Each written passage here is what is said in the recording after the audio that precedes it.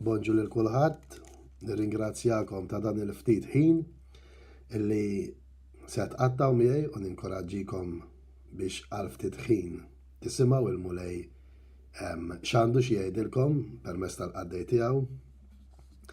Jiena nemmen illi il-mulej bħalma juża lili irid juża lilkom. Forsi mhux il-kulħadd juża fl-istess affarijiet ħanejdu hekk, però l-mulej dejjem irid jinqeda b'xi ħadd partikolari biex iwettaq il-pjan tiegħu. U l-mulej, grazzi mulej, jinqeda bil-knisja tiegħu illum il-ġurnata. Min iwassal il-messaġġ mhuwiex differenti minn ħadd ieħor fis-sens li isma' issa jiena bir-raġġiera, jiena nar mid-dija u intom kollha ħżiena. Le xejn minn dan. Min iwassal il-messaġġ huwa sempliċement postman. Il-postman tal-mulej li jwassal litra lil ħadd ieħor. Issa jekk tgħid li ma jien nixtieq nagħmel hekk imma ma nħossniex denju għax jien għadni nisbalja hemm għadni nisbaljaw. L-ewwel nett jiena dejjem ninkoraġġik li kemm jista' jkun wieħed joqgħod attent illi ma jnikkiċ Alla bidnu bit tiegħu. Però li jiżbalja fl-aħħar mill-aħħar kulħadd. U kun naf ħaġa li l-Vanġel mhuwiex mibni fuq hekk jew fuqi. Il-Vanġel huwa mibni fuq Ġesu Kristu, dak biss li qatt ma jiżbalja. Ma jista' jkun id-demonju jipprova jidħol fin biex iwaqfek milli twassal il-messaġġ tal-mulej. U kif ħajwafqek billi iġelek taħseb li inti kkundannat, li inti m'intix denju, li Alla mhux ħajinqeda bik għax int m'intix wieħed minn tiegħu, xejn minn dan. Il-mulej inqeda biħmar biex daħal kif nafu f'ħattilpa f'Ġeruzalem. Sawa, ġifieri il-ħmar huwa l-inqas, ġifieri l-iktar annimal ħanejdu hekk illi kif nafu huwa ignorant. Imma bih inqeda l-mulej. Jekk inħarsu lejn l-apostli, kollha kienu nies sempliċi. Min inqeda l-mulej biex qeleb id-dinja ta' taħt fuq bdaw 12 l-apostlu. Ġifieri toqgħodx tpoġġi lilek innifsek li inti m'intix denju biex twassal messaġġ. U jiena nemmen li hawn nies li qegħdin tisimgħuni li tixtiequ li tagħmlu hekk, tixtiequ li twasslu messaġġ, però hemm xi ħaġa li qiegħda żżommkom biex intom dan ma tagħmluhx. U jiena ngħidilkom f'isem Ġesu Kristu nqalgħu minnha għaliex il-mulej irid jużak toqgħodx tgħid tisma' dak diġà jagħmel hekk, allura issa jekk ħanagħmel jiena wkoll. Qisni qed nemetaħ xejn minn dan. Meta inti lil Alla tittemeta mhux il-bniedem, int l-importanti kif ħadd idher f'għajnejn Alla, mhux f'għajnejn il-bniedem. L-aqwa li l-messaġġ tiegħek jasal. Forsi jiena qiegħed norqod ċertu nies partikolari bil-messaġġi tiegħi. Però l-mulej ħajuża lilek biex inti torqod nies oħra partikolari bil-messaġġi tiegħek. Mela hija minn hemm, hija ma naqtawx qalbna. Naraw tant ereżijiet fil-Facebook u kliem fil-vojt u botti u tajjir u rrid inwassal messaġġ il xi ħadd flok ngħidlu f'wiċċ noqgħod nikteb fejn jidher fuq barra, ġifieri dawn huma kollha bir-rispett kollu frott diaboliku. Sawa allura jiena m'għandix inwassal il-frott tal-Ispirtu Santu, m'għandix inwassal il-Vanġelu jiena. Min jaf kemm hawn nies li jkollhom bżonn kelma ta' kuraġġ huwa int l-uniku wieħed li tista' tagħtihom imma tibblokka lilek innifsek għax qed tħalli d-demonju jgħidlek inti ma jixraqlekx għax inti milekx fil-mulej, inti forsi ilek sena, inti forsi ilek sentej, allura inti ma taf xejn, allura le, isma' minni, kun wise bl-intelligenza tal-mulej. Jekk inti bniedem imwieled mill-ġdid, kun naf ħaġa illi inti m'għadikx bil-moħħ ta' kif joġob lid-demonju, għaliex aħna qabel ma twilidna mill-ġdid konna taħt il-ħakma tad-demonju. Tantu hekk infatti illi Ġesu jgħidilhom lill-Fariżej intom missierkom huwa x-xitan għax ix-xewqat tiegħu tagħmlu. Jiġifieri aħna x-xewqat tagħna qabel ma twilidna mill-ġdid kienu ta' Satana. Għalhekk il-bniedem li jagħmel il-ħażin li għadu mhux inwieled mill-ġdid inudli tgħidlu kultant tagħmilx adulterju, la tisraqx, la toqtolx, la għalihom huma kollha bluha, kal-kelma stess tgħidlek illi għalihom daw in-nies il-Vanġelu huwa bluha. Però huwa l-qawwa tal-Alla dawk li jsalvaw. Aħna li aħna wilda mill-ġdid li aċċettajna Ġesu Kristu bħala s-Sit u Salvadur tagħna, kif tgħid il-kelma stess għandna fina il-moħħ ta' Kristu fl-ewwel Korintin. Fl-ewwel Korintin jgħidilna aħna għandna fina il-ħsieb ta' Kristu, jiġifieri l-moħħ ta' Kristu, jiġifieri issa kif ħanaġixxu aħna, mhux kif konna naġixxu qabel, jew inkella skont ix-xewqa ta' dan il-ġisem li għadu qed jeġġod id-dinja. Immissa aħna ħanaġixxu dak li jrid fuq dak li jrid Alla. Għaliex il-ħsieb ta' Alla minħabba li għandna l-Ispirtu ta' Alla fina, issa dak il-ħsieb ta' Alla jgħid fina. Għalhekk il-bniedem li mhux imwieled mill-ġdid ma jaqbilx miegħek. Għaliex ma jaqbilx miegħek?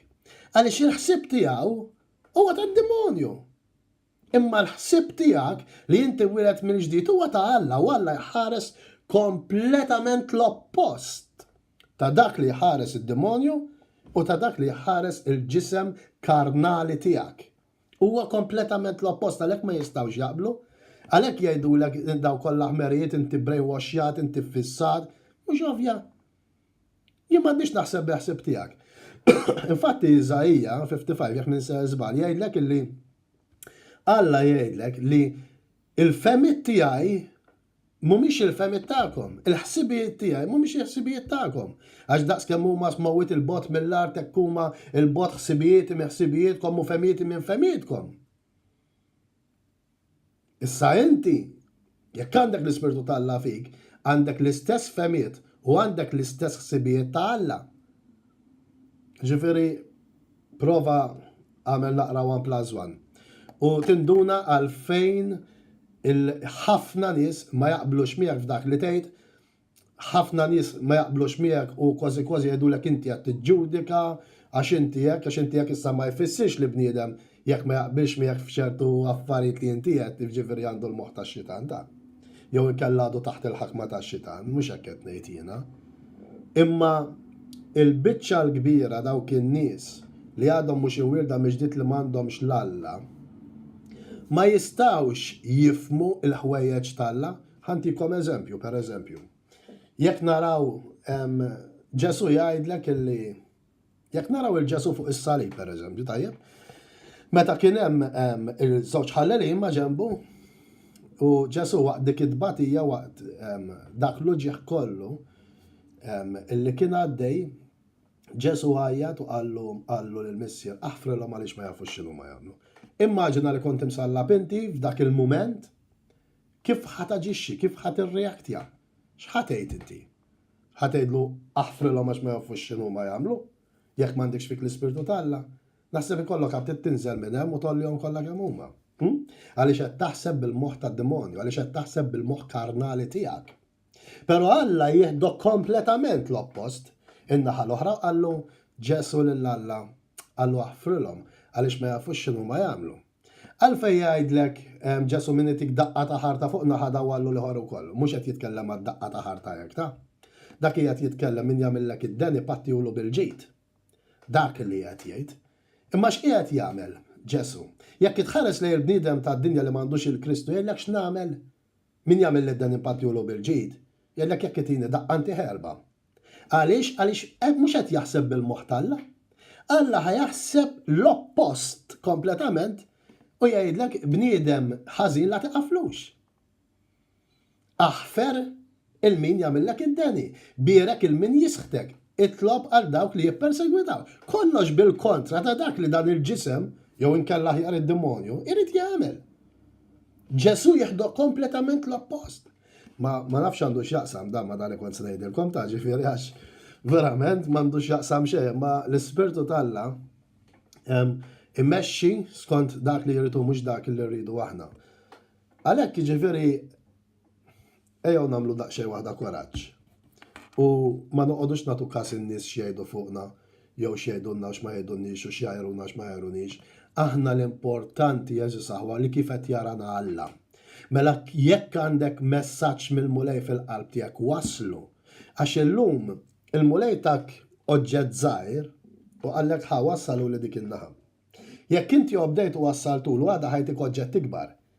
U ħajdlek wassaluli għax ovvjament ħajħares lejk u jafda fik. Grazzi mulej. Allura dejjem ħajafdalek iktar. Sawa, allura għattejt le għal dak li jridak il-mulej wara kollox naraw Mark 16 fejn jgħidilna morru xandru l-Vanġelu. L-72 bat. ma għax jgħidilhom isma' inti ma tantxilek miegħi ta' inti għadek ma tafx biżejjed ta' inti hekk. Aħna mhux bil-ħila tagħna li nagħmlu. Aħna li nagħmlu bil-qawwa tal-Ispirtu talla. Ja ħasra jdu ndaħluha f'rasna di. Aħna minn l-Ispirtu talla karawet laqas għandna ħila nagħmlu xejn. Eżi saħwa. Ma naħsbux li xi ħaġa ġejja minna nfusna. Issa tgħid li minti li inti qiegħed tipritka, qiegħed tgħixu, jiena ngħidlek nagħmel mill-aħjar. Jekk niżbalja nindem, nirranġa l-affarijiet mal-mulej u nibqa' miexi. Minix qed impoġġi li holy mingħajr inti minti holy. Sewwa hija għax wara kollox il-qalb tal-bniedem Alla jafa u Alla biss jafa l-qalb tal-bniedem eżi sewwa. Jiġifieri ma noqogħdux niġġudikaw u ngħidu għax dak huwa tal-mulej, dak mhuwiex tal-mulej. Le, għala ħalqek u titkellem xej, wara kollox mhux affarijiet tiegħek dak min huwa dak x'għandux m'għandux, ħalli lill-Alla jara u xem fil-qalb tal-bniedem. Għaliex jista' jkun dak li inti qiegħed tara, dak li inti qed tara ħażin fil-bniedem, mhuwiex kif Alla taħares leħta. U jista' jkun dak il-bniedem tajjeb illi inti qiegħed tara, mhuwiex kif Alla taħares leħta. Għalhekk irridu noqogħdu attenti, ħbieb. Irridu noqogħdu attenti. Imma ħaniġi għal dan il-messaġġ qasir li nakelli għalikom. Grazzi mulej. Nixtieqkom li tiftħu l-Apokalissi. Importanti li jkollkom il-Bibja ma' ġembkom ħalli taqraw intom stess. Għaliex ħafna drabi, iva ma niddejaqx ngħidha, il-bniedem iserraħ għax dak bniedem talla xi raħ jagħmel miraklu għax jitkellem tajjeb ħafna, toqgħodux fuq il-bniedem. Għaliex fl-aħħar ta' żminijiet kif jgħid Ġesu stess fil-Ktieb ta' Mattew kapitlu 25, araw li ħadd ma jqarraq bikom. Ħadd ma jqarraq bikom. Għax qatt jiġu ħafna fismi, x'jiġifieri qed jiġu ħafna fismi? Jiġifieri ġejjin bil-Quran? Le. Jiġifieri ġejjin b'xi ktieb tal-Budda? Le. Jiġifieri ġejjin bil-Bibja u jgħidulkom li Ġesu huwa l-mulej ta'. U jqarqu b'ħafna nies jgħidlek.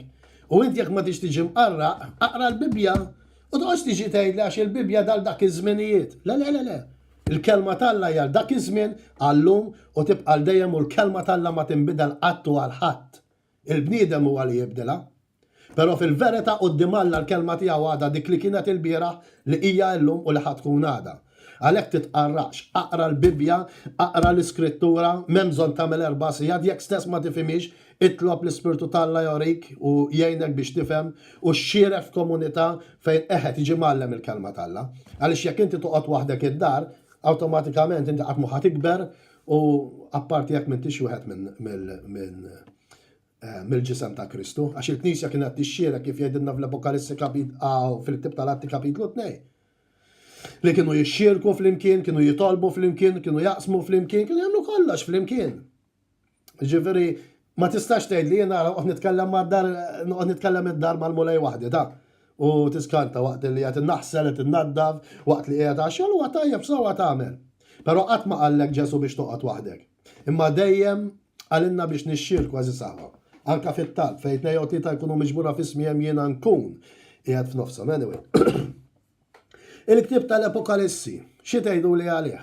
Mela, jekk naraw il-ħajja ta' Ġesu mill-bidu tagħha, dejjem wissa Ġesu indmu għaliex is-saltna ta' smowit waslet.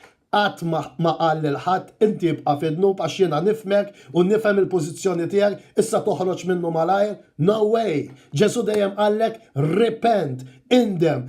Ġwanni l-Battista iħeġġiġhom biex jindmu.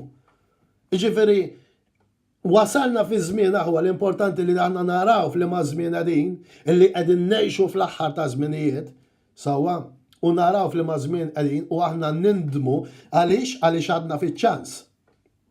Għadna fiċ-ċans illi aħna nindmu. Jekk naraw l-Apokalissi illi forsi xi wħud jaħsbu li l-aħħar kliem ta' Ġesu Kristu kien meta f'Mark, meta bat Ġesu għallhom morru x'għandru l-Vanġelu kull min jemmen u jitgħammet iżalva minn ma jemmenx ikun ikkundannat. Mhux l-aħħar kliem ta' Ġesu dak. L-aħħar kliem ta' Ġesu kien fl-Apokalissi wara li Ġesu tela s-sema del lil Ġwanni u għallu l-aħħar twissijiet. U infatti jindirizza 7 knejjes partikolari Ġesu u 5 minnhom jerġa' jwissihom biex jindmu. Araw l-Apokalissi. aqrawhom daw is-seba' knejjes fejn Ġesu jwississa aħna nafu li jista' jagħti l-każ li għalkemm isemmi seba' knejjes partikolari, imma n-numru 7 nafu li huwa numru bibliku li jfisser ħafna. Mhux sempliċement 7, imma jfisser ħafna. U jista' jkun li daw is-seba' knejjes ifisser li kellem ħafna knejjes. U nemmen li hekk huwa għaliex sallum il-ġurnata du jkellem il-knejjes b'dan il-mod li kellimhom fl-Apokalissi, li kellem il-Ġwanni dwarhom. Imma x'inhuwa l-mejn ta' dan is-suġġett? Huwa illi iva, eżis aħwa, il-mulej Ġesu għadu jwissi u jwiddeb biex il-bniedem jindem u ma jibqax iktar jittollera id-dnob tiegħu fil-ħajja tiegħu.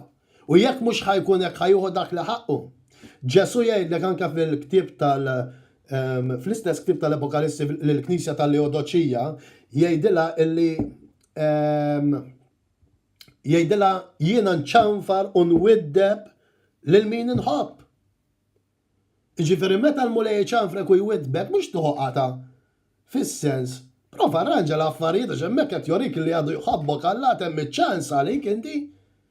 Mela indem u tħeġġeġ għax jekk ma tindimx għax hekk u għax hekk u għax hekk marru aqraw intom ħalli tkunu tafu x'inhuma l-konsegwenzi jekk il-bniedem ma jindimx. Ġesu jgħidlek ara jiena qiegħed fil-bieb u qiegħed inħabbat. U jekk xi ħadd jismani u jiftaħ li jiena nidħol għandu u niekol miegħu u hu jikol miegħi. X'jiġifieri li l-bniedem jiftaħlu lill-mulej Ġesu? Jiġifieri li jaraf li Ġesu Kristu huwa l-mulej, jaraf li huwa qiegħed fid-dnub u jindem, idullej Ġesu Kristu jgħidlu Ġesu jiena qiegħed il-bot minnek, iżda nixtieq li inti tiġi f'ħajti, nitolbok ejni ħalli il-ħajja tiegħi tinbidel u inti tkun is-sid u s-salvatur tiegħi. Jgħidu jiena qiegħed naċċettak bidejja miftuħin, ejja f'ħajti Ġesu jien ħanindem mid-dnubiet tiegħi kollha u rridek li tkun is-sid u s-salvatur tiegħi. U hemmhekk tara li Ġesu verament jikol miegħek u inti tikol miegħu. Għaliex imbagħad tibda dik ir-relazzjoni ħajja qawwija miegħu il-mulej. U mhux nibqgħu fid-dnub u nibqgħu niġġustifikaw id-dnub u għaliex dan il-ġisem, għaliex ibsa ħi biex noħroġ minnha ta' din is-sitwazzjoni, ibsa ta' ħi biex niffornika ma' tfajla mal-ġuvni whatever jew ma' raġel u raġel mara ma' mara. Iqaf ta' Alla mhux hekk ħaraqni ħi. Ejja come on. Ejja ma nkomplux inġibu nwaqqgħu il-Vanġelu għaċċajt eżis aħwa nipprovaw ta' minn għalina. Ejja nirrealizzaw x'inhi verament il-kelma tal-Alla li ma tinbidel għal ħadd u qatt ma tinbidel il-kelma tal-Alla. Ejja nqumu fuq tagħna u narfu iva mulej dan huwa dnub nitolbok ejni tini l-grazzja noħroġ minnu. Issa stess mulej rid noħroġ minnu għaliex jien ma rridx nintilef, għaliex jien ma rridx inniktek iktar. Jiena naf li inti tajt kollox għalija, naf li xerri d-demmek għalija kollu għalkemm qatra waħda kont kapaċi tifdi l-umanità kollha intoġbok ix-xerri d-demmek kollu għalija. U issa jiena ngħidlu lil-mulej isma' jiena ħanatik kollox però di ħallili, di ma nixtieqx intilek, ħanibqa' ngħix hekk kif qed ngħix għaliex jiena hekk ġejt magħluq għaliex jien hekk joġobni għax jiena rrid ngħix ħajti. Come on, il-Alla jekk torih 10 affarijiet tgħidlu wara daw id-9 ħanatihomlok, però dan il-wieħed ħanżommu għalija. Alla jgħidlek le, jgħidlek dawk id-9 tista' żommhom, imma dak il-wieħed li qed tgħidli li ħanżomm jiena rridu jiena. Ejja jew il-Alla nagħtuh kollox, jew il-Alla ma nagħtuh xejn. Ġesu tagħna kollox, iva jew le, wieġeb lilek innifsek. Tak kollox Alla meta tak il-libnu Ġesu Kristu? Iva, 100%. Tak kollox sal-anqas qatra ta' demmu, tak mela inti tieħ kollox. U tuqgħodx tgħid għax isma' di ma nix naqtaħħa, di ma nistax nieqaf minnha. Jiena nħobbok mulej jiena niġi nisma' l-qoddisa, jiena mmur f'xi komunità partikolari darba f'ġimgħa u naħseb li daqshekk għandi relazzjoni mal-Alla. Come on, għax Alla jifhimni, għax Alla jaf is-sitwazzjoni tiegħi, Alla ħares ma jifhimx Alla, però ma jittollerax id-dnub għax Alla jħobb il-kulħadd però dnub jobodu Alla. U bir-raġun jobodu għax huwa dnub illi waslu fuq is-salib u samru mas-salib. Mhux il-bniedem sammar il-Kristu mas-salib, samru id-dnub tagħna mas-salib lil Ġesu Kristu. Kif jista' Alla jittollera xi darba dnub? Jekk kien huwa stess illi id-dnub sammar lil Ġesu Kristu mas-salib u waslu biex jinżel f'dik l-umiljazzjoni kollha, imterta u mbiċċer minħabba dnubiet. Kif jista' Alla jittollera aktar id-dnub fil-ħajja tagħna? Kif nistgħu aħna jekk ngħidu li aħna Alla nittolleraw id-dnub fil-ħajja tagħna? Għid li allura jiena ma niżbaljax, mhux kulħadd jiżbalja, mhux ovvja li niżbaljaw, imma differenza li ngħix fih kuljum id-dnub, norqod u nqum fih id-dnub milli għamilt żball, indimt minnu. U grazzi mulej ħafilla id-dem ta' Ġesu Kristu kontinwament wans li jena tiegħu jaħsilni mill-iżbalji tiegħi u mid-dnubiet tiegħi kemm il-darba jiena naċċetta l-maħfra tiegħu il-mulej Ġesu dak li huwa diġà għamel fuq is-salib għalija, il-mulej diġà ħafil l-dnubiet tiegħi kollha. Ejjew inqumu min-nas u ma nibqgħux reqdin ħbieb. U dak li huwa sewwa ngħidulu sewwa u dak li mhuwiex sewwa ngħidulux sewwa. Il-mulejt jinqeda b'ħafna nies biex iwassal il-messaġġi. Issa tista' tgħid li ma dak nieħu pjaċir nisimgħu, dak ma tantx nieħu pjaċir nisimgħu, għax dak naraħ tajjeb li ħolle. Sorry, inti meta hawn proverbju fejn jgħidlek meta inti taħsel it-tarbija fil-banju u mbagħad tiġi biex tarmi l-ilma taqbad il-banju bit-tarbija b'kollox u tarmi l-ilma. Le, jiena nieħu t-tarbija u narmi l-ilma. U intom hekk għamlu, ħudu dak li hu tajjeb, ovvjament, araw li huwa bibliku, dak li hu ħażin u minnu l-predikatur armiħlem.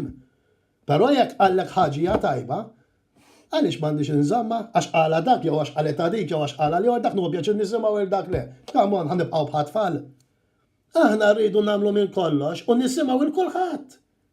Issa ovvjament jekk imbagħad mhuwiex dottrina li huwa l-Vanġelu ma nisma' ħadd bir-rispett kollu. Sowa. Imma jekk bniedem qed iwassal il-kelma, min forsi jitkellem bil-mod, min jitkellem jajat, min jitkellem jaġġel, min jitkellem fuq dak is-suġġett partikolari l-iktar, min jitkellem fuq li minnu teaching, minnu evangelista. Ma kulħadd il-mulej juża lil kulħadd. Ejjew nirċievu l-messaġġ mhux li għandu l-bniedem għalina, imma li għandu l-mulej għalina. Għax Alla lek jibgħathom in-nies, għax Alla lek jinqeda kulħadd, teżi saħwa. U nagħmlu indiema ġenwina kif Alla jrid. Iqaf illum stess idneb dullej Ġesu Kristu itlob il-grazzja tiegħu għedlu Ġesu jiena dan id-dnub ma nistax nelbu. Għedlu ma bil-qawwa tiegħek jiena ħanasal nelbu. Ħanejdlek, jekk bniedem m'għandux l-Alla u ma jridx l-Alla fil-ħajja tiegħu inutli tgħidlu isma' inti qed tisraq u jekk inti ħatibqa' tisraq ħadmu l-infern. Jew inti qed tgħix f'adulterju, jekk inti ħatibqa' tgħix f'adulterju tħadmu l-infern. Jgħidlek tix titlaqlem xbin. Mhux ovvjak m'għandux il-Alla fil-ħajja tiegħu. Huwa il-Vanġelu l-good news li inti titwassal l dak il-persuna. Se jekk ma jridx jaċċetta ħanfari tiegħu, it's up to him. Imma inti wassallu l-good news għaliex hija l-qawwa tal-Ispirtu Santu li tgħin dak il-bniedem jelbudnu. Imma aħna msejħin biex inxandru l-Vanġelu. Però għal dawk in-nies illi minn għalihom għandhom il-Kristu, għal dawk qiegħed ngħid jien, li minn għal-jom għandhom il-Kristu imma qegħdin jittolleraw ċertu stil ta' ħajja li huwa borranti qudiem Alla. All right? Jiena ngħidlek imbagħad hemmhekk inti differenti. Għaliex inti hemmhekk qed tagħżel x'għandek temmen u x'ma temminx. Qed tagħżel kif għandek tgħix u ma tgħix.